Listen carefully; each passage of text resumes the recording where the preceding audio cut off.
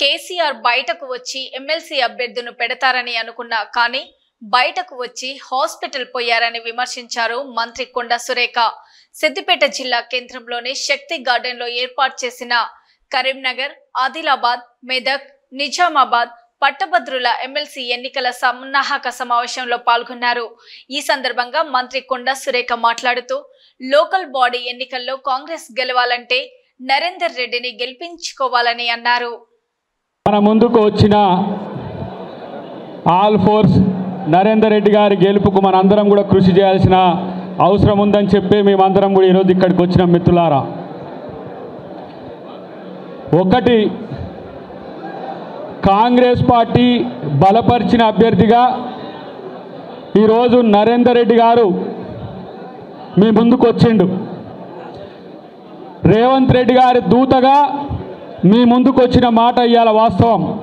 రాహుల్ గాంధీ గారి ఆశీర్వాదంతో రేవంత్ రెడ్డి గారు పంపించిన వ్యక్తిగా అమ్మ కొండ సురేఖ అక్క ఈరోజు గెలిపించే బాధ్యత తీసుకొని మేమందరం కూడా తనను గెలిపించేందుకు ఇక్కడికి వచ్చిన మిత్రులారా, మీరు గుర్తుపెట్టుకోవాలి. అది ఈరోజు కాంగ్రెస్ పార్టీ బలపరిచిన అభ్యర్థి గెలిస్తే ఏం జరుగుతుందో మీ అందరితో చెప్పిపోవడానికే మేమందరం ఇక్కడికి వచ్చినాం. కార్యక్రమం ఏర్పాటు చేసినందుకు మరి మా సోదరులు హరికృష్ణ గారికి, అలాగే మరి దీనికి సపోర్ట్ చేస్తున్న మంత్రివర్యులు, సీనియర్ కాంగ్రెస్ నాయకులు అద్దంకి దయాకర్ గారికి అందరికీ పేరు పేరున ధన్యవాదాలు తెలియజేస్తూ, మరి దీన్ని చూస్తే అర్థమవుతుంది సిద్దిపేట వాసులు ఒక చేంజ్ కోరుకుంటున్నారు. ఇక్కడ ఒక ఎమ్మెల్యే ఒక పార్టీకి సంబంధించిన వాళ్ళు ఉన్నారు, ఎంపీ ఒక పార్టీకి సంబంధించిన వాళ్ళు ఉన్నారు. ఖచ్చితంగా ఎమ్మెల్సీ మరి కాంగ్రెస్ పార్టీని కావాలని కోరుకుంటున్నారని ఈరోజు మిమ్మల్ని చూస్తే నాకు అర్థమవుతుంది. ఇక్కడ కాంగ్రెస్ శ్రేణులను చూసినా కూడా చాలా ఉత్సాహంగా ఇక్కడ ఉన్నారు. అసలు మేము స్పీచ్ ఇస్తామనే ఇక్కడ పోరు ఉంది.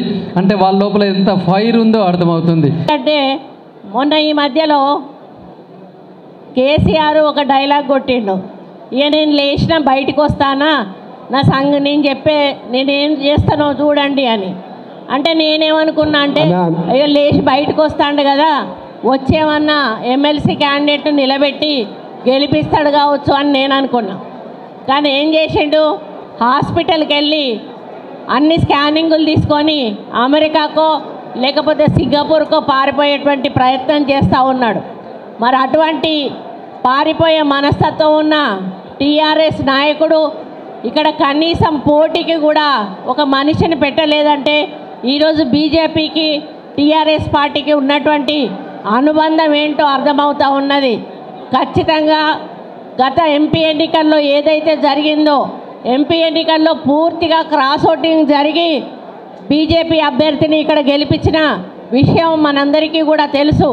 రేపు ఇక్కడ కూడా మరి ఎమ్మెల్సీ ఎన్నికల్లో బీజేపీ అభ్యర్థికి మరి టీఆర్ఎస్ వాళ్ళు క్రాస్ ఓటింగ్ చేసే కుట్ర కూడా జరుగుతుందని సందర్భంగా తెలియజేస్తూ ఉన్నాను. ఏది జరిగినా కూడా మీరు చదువుకున్న వాళ్ళు, విద్యావంతులు, ఆలోచన పరులు, మీకు మేము చెప్పాల్సిన అవసరం లేదు. మామూలు ఎన్నికలైతే ప్రజలకు విడమర్చి చెప్పాలి, కానీ ఇటువంటి పట్టభద్రుల ఎన్నికలకు మేమేం విషయం చెప్పాల్సిన అవసరం లేదు.